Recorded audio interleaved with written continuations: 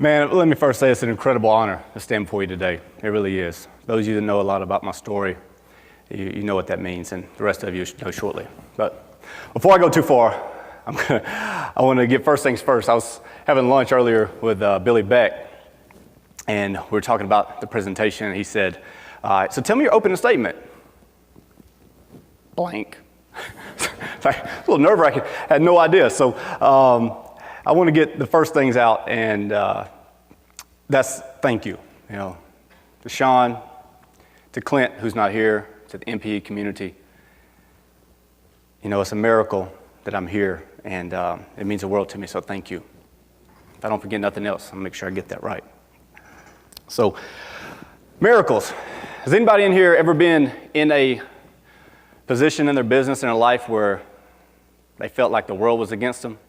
Have you faced adversity? Felt like you needed a miracle? Did you raise your hand? Is that you? Good. I'm in the right room. Good to go. So, let's talk about that. What is a miracle? An unusual or wonderful event believed to be caused by God. I got a little bit of a story to tell that many would call, I do call, a miracle. So now I'm going to back up a little bit to kind of give you some backstory. Real quickly, I didn't have the most wonderful childhood like Tony. Didn't know his story that far back until just now. It's amazing. And so it was unique. My biological father, I don't have any memories of him really, except him physically beating my mother and twice in front of me trying to murder her, once with a shotgun, once with a pistol. And that was tough, you know, a lot for a kid to deal with. Had a baby sister as well, a few years younger. And then I had life progressed, and my dad came into my life. My name is Brad Bearden. The last name that I carry is not my biological father's, but the father who adopted me. His name was Stephen Bearden. Great man, phenomenal man. Took me and my sister as his own, just poured out his life and had a servant's heart, a true servant's heart, and really taught me a lot about manhood. And you'll see a picture of our family right there. That's, me in the white shirt, buck teeth and all. That's me. And that's my dad and the rest of my family, my stepbrother and my mother and my sister.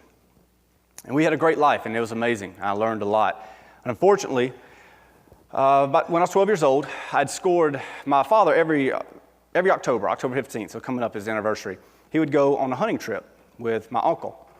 And they would be gone for a week. It was just an annual thing they always did. So he took off for this hunting trip, and it just so happened the second day that he was gone, I scored my first touchdown in football. And as a surprise, the next day, he'd never done this since I've known him, he decided to come back. And we didn't have cell phones at the time, so he couldn't call and let us know. He just, we had pay phones, and he had found out the night before, speaking to my mother, and the next day, decided to come back and surprise me, congratulate me. Unfortunately, he didn't make it back. On his way back, he's in a bad car accident, and he passed away. And that was tough, you know, really tough to deal with, much like what Tony had to deal with. It's tough. So you take that in stride, and my mother had a lot that she had to deal with in that situation as well, and so, you know, I didn't handle it very well. I'm going to be honest, I tried, but I didn't.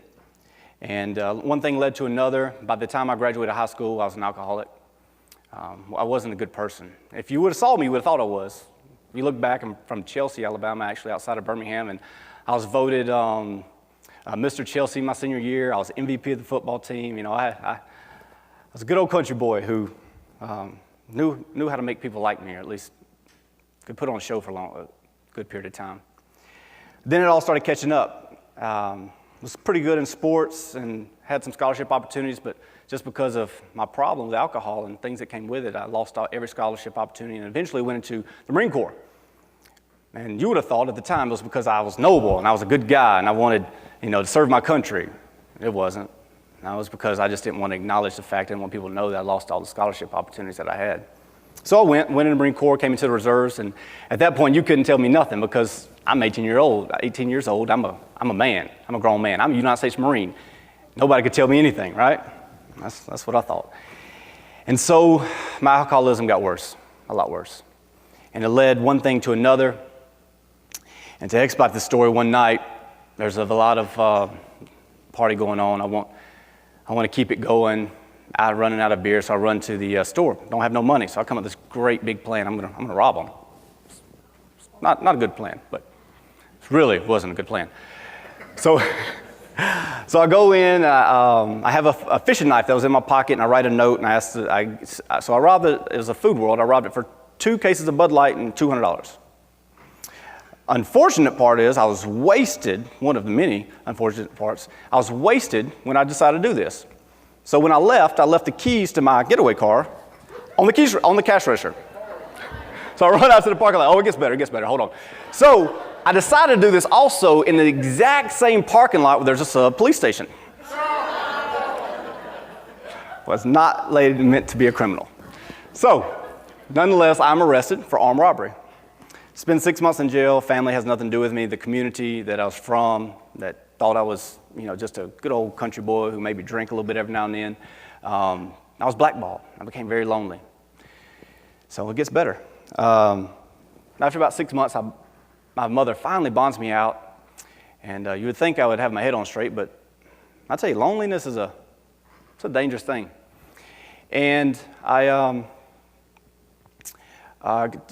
get up with some guys that I actually met in jail and go down to the beach to celebrate. Meet up with them, end up getting in a fight with a couple of guys. And after the fight's over, took their wallets. 2 days later, get arrested with their credit cards, charged with robbery again. So,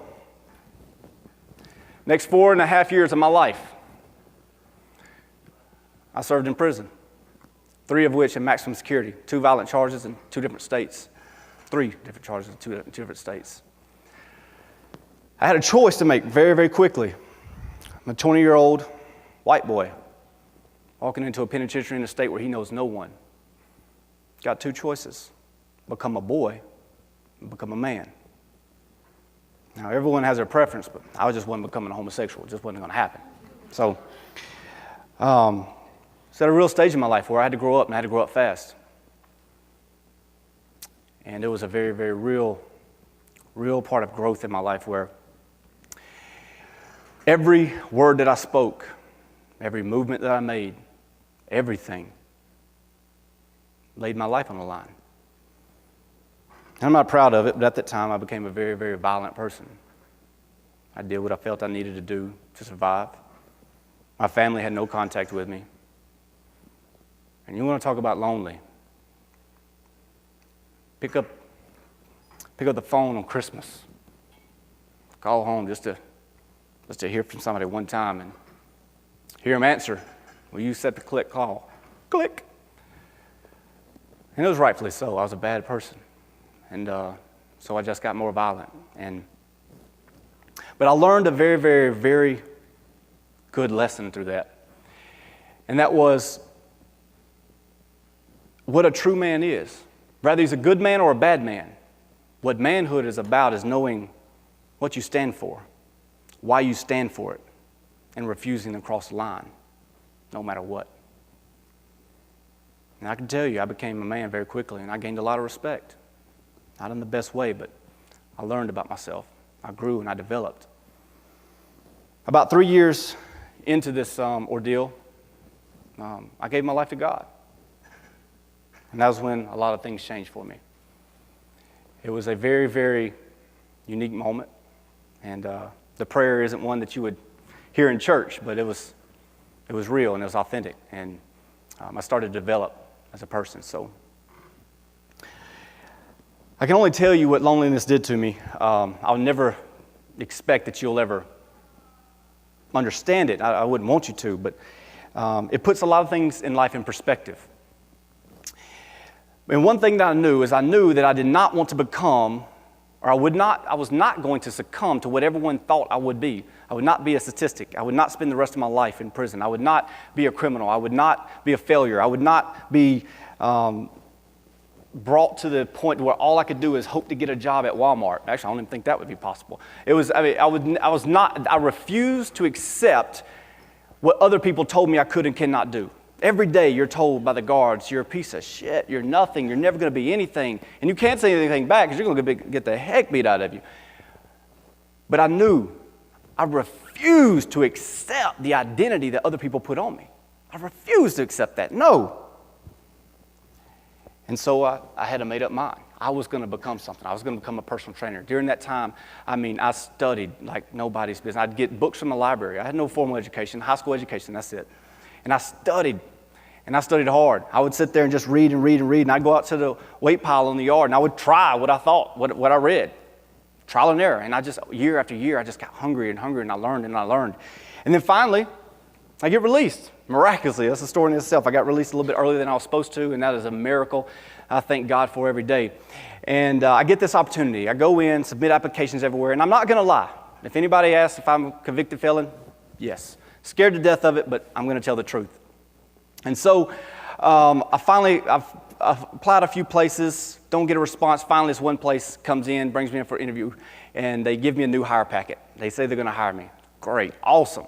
I find this packet's about that thick. I just know the question's going to be on there. It's going to be over. Nowhere in that packet. To this day, I have no idea why. Did not ask the question, period. Did not have to answer it. Thank you, Jesus. So I give them opportunity. They hire me on as a 1099 trainer. They say, come in, and gave me hours to come in, and hopefully you can pick up clients off the floor. Within 3 months, to expedite this entire story, within 3 months, the owners of the consulting firm who actually managed this gym, which is a large gym, it's like a Gold's, a 30,000 square foot gym. The owners of the consulting firm who managed it came in from Atlanta, and they fired the fitness director, gave me his position, gave me his salary, put me in control of the gym. Within 3 months after that, I was promoted to regional fitness director and had 4 gyms of that size underneath me and was managing that in a team and people that were much, much, much smarter than me. A lot of that absolutely is the power of God. He blessed me, and I was making an incredible amount of money. I was enjoying life, and it was good. 6 months out of prison, who would have thought, right? It doesn't even make sense. It's just God, and I'm loving it. I'm soaking it up. But the thing in the back of my mind keeps coming up, if I can do this for them, how much money can I make if I do it for myself? And I got this. I'm full of confidence. I got swag. I know what I'm doing. So, I make the step. I make the jump. After about a year, I say, okay, I'm going to do this. And at the time, I had gotten married. Throughout that time, I'd gotten married. And we're sitting there. I start my own business. And as many of us have experienced, things don't go as easy as I thought they were.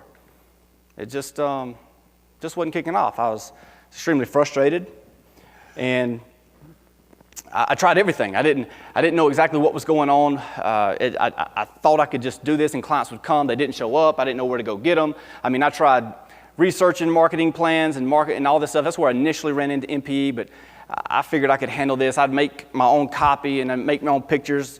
Didn't really have a lot of money at the time for some reasons you'll find out in a second, but I'm making them. I'm walking down the streets, putting them in mailboxes. I think I got nothing. Never got a return. Nothing ever went the way I thought it would. I'm just frustrated. I'm beating my head against the wall. During the same time, the reason we were so financially strapped is I found out that my wife at the time could not get pregnant, and it was frustrating for her and for us. So we tried in vitro. In vitro, if you don't know, is very expensive. Insurance paid the first $5,000 of the first time, which is $20,000 a pop. So it left us with $15,000. It didn't work, and so we tried again. $20,000 out of pocket completely that time. That was $35,000 really quickly, and savings account was gone. And now my salary, there is no salary. It's me trying to struggle and make it, and I wasn't. I was fighting, making enough just to keep my head above water, but I just couldn't get it. Just like every one of us, I've tried. I tried everything, but you don't know what you don't know until you realize that you don't know it, if that makes sense. Like I didn't know what I didn't know. But I started learning. It was just a tough time. But then, everything changed. Bam! My girls. Jade and Faith and Jordan Hope. That is my world. And I knew I would never fail them. So I started working harder. I started studying. I stayed up all night, 2, 3 days at a time, fighting to just make it work for them, just to provide a living. At the same time, my mother-in-law she'd gotten sick. She'd gotten diagnosed with cancer, and she wasn't doing too well. So we had moved her in with us, and we were taking care of her. My wife at the time, she wasn't working. She was taking care of them, and and I was fighting. I refused to give up. I was willing to do whatever it took. I fought and I studied. I studied every YouTube video that you could ever imagine. I studied every consulting firm that you could think, every free report that you could read. I did everything I could, but I just had no money. I had no money to invest. It just wasn't realistic for me, but I tried and I tried and I tried. And then finally, thank God, September 27th, 2012, I got an email. Bam! Life changed forever. Mega Training 2012 scholarship. I won. I read that email probably 4 times, 5 times. I just make sure I didn't read it incorrectly. I could not believe it was the most surreal moment in my life. I'd fought so hard for so many things. I could not believe I actually got a break. I got an amazing break. And it just, it blessed me, a full ride, because I couldn't have paid for anything. And I get the opportunity to come down here, and it blew me away. It's the most, what you're experiencing, I got to experience, and it was all on MPE, it was all on Sean.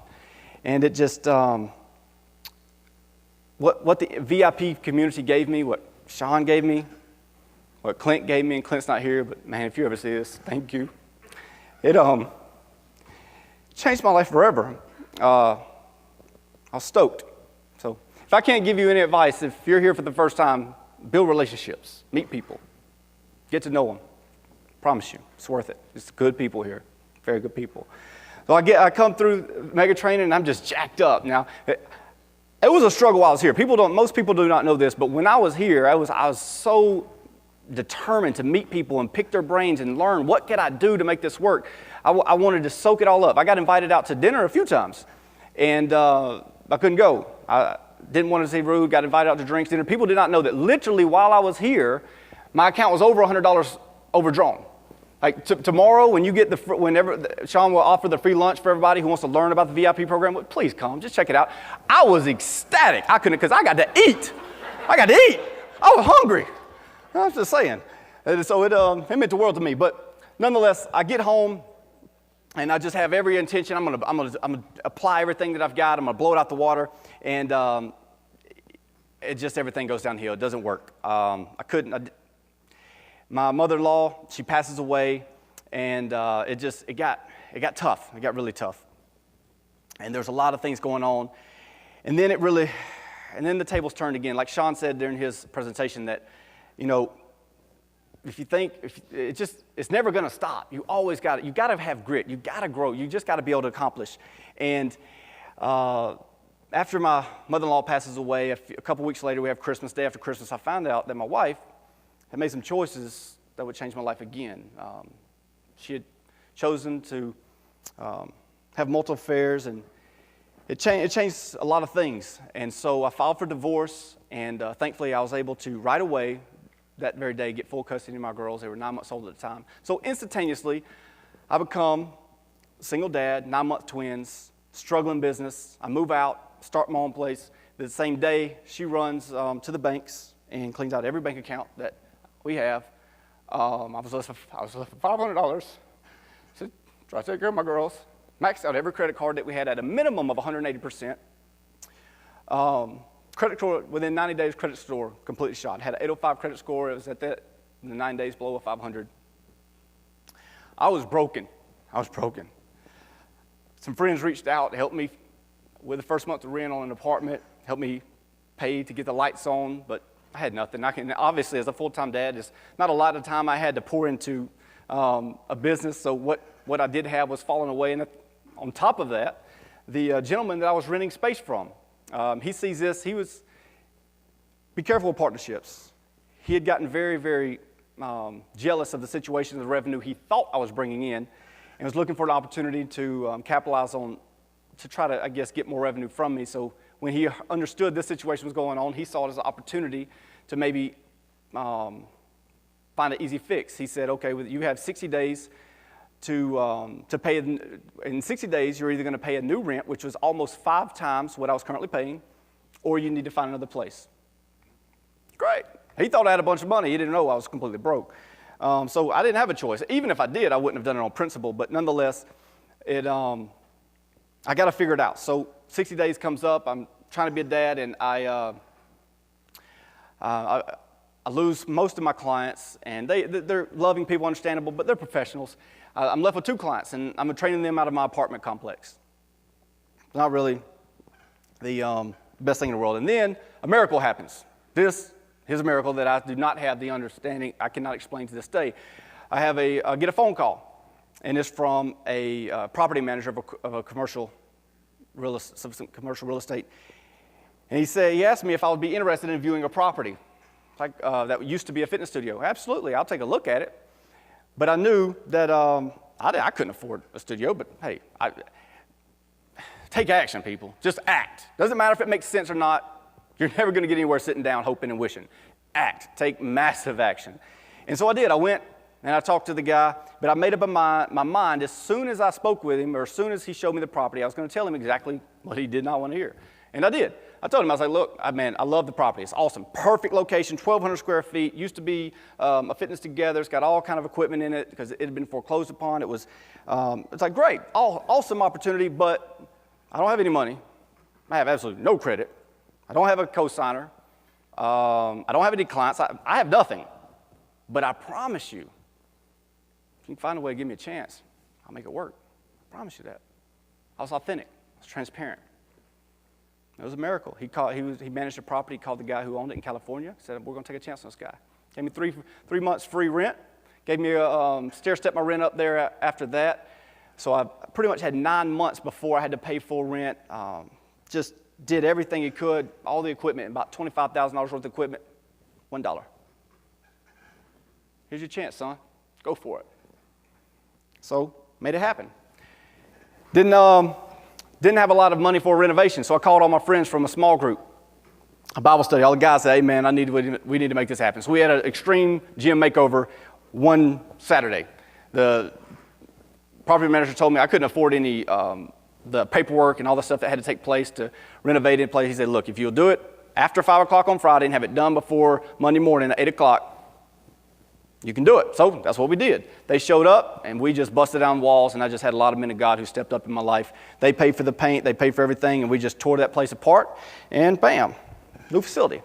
All the equipment, I traded it in as used equipment, got some new stuff, and now we're rocking. So what do I do now? Still have no money. Well, when I was at Mega Training in 2012 at Scholarship, they gave me, as part of that scholarship, the 21-day challenge that I'm sure all y'all are familiar with.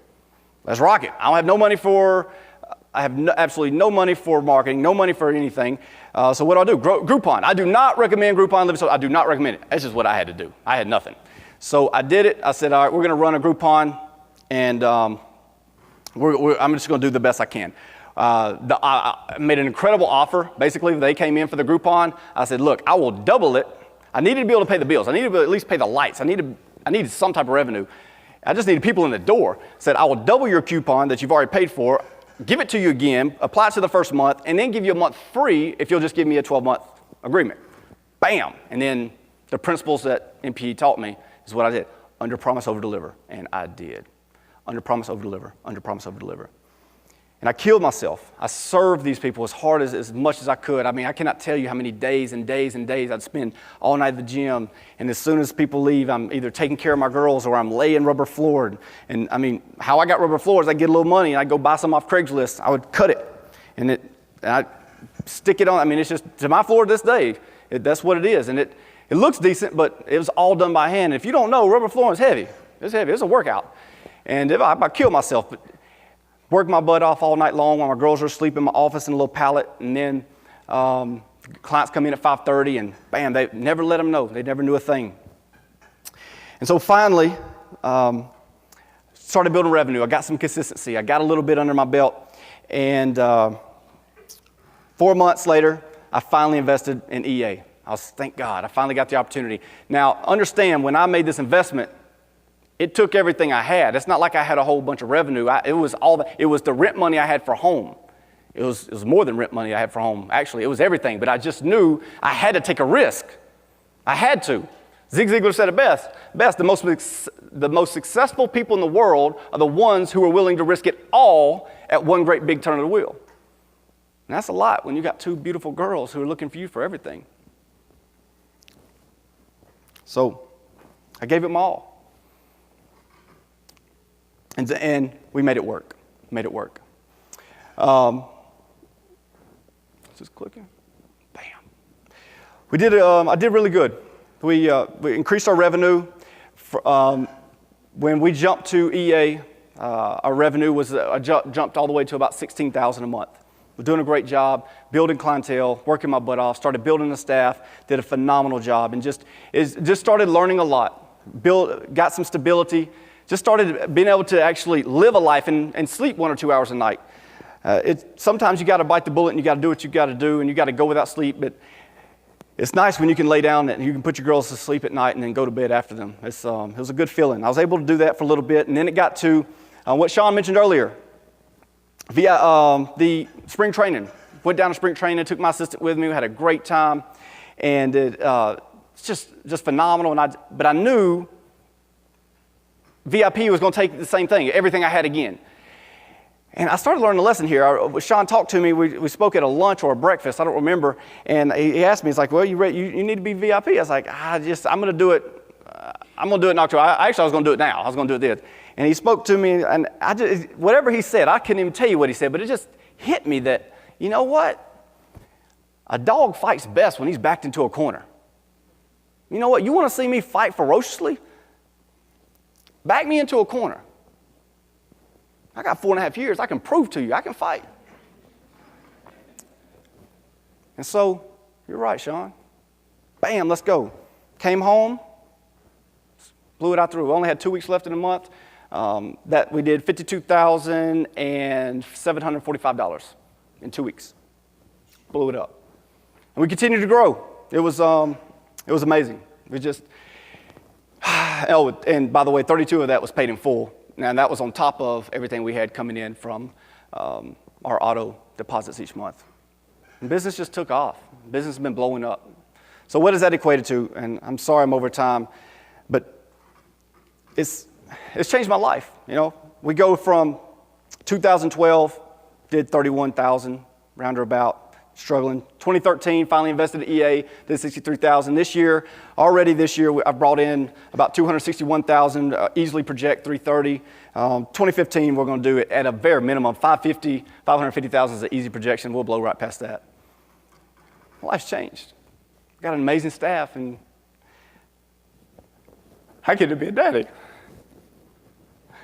You know, they deserve that. I get to travel. I get to do a lot of things.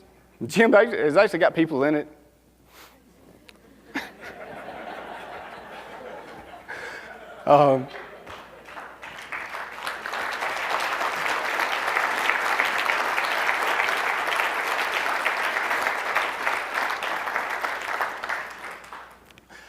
Took my team to California, Balanced Habits, just get to enjoy life, and it's a blessing. So thank you, Sean, for that.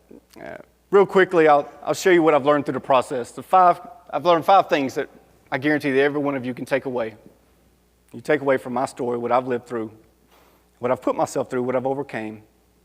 The miracles that have taken place have come largely in part, number 1, from God, but then followed by that, these 5 points. Number 1, be authentic, be who you are.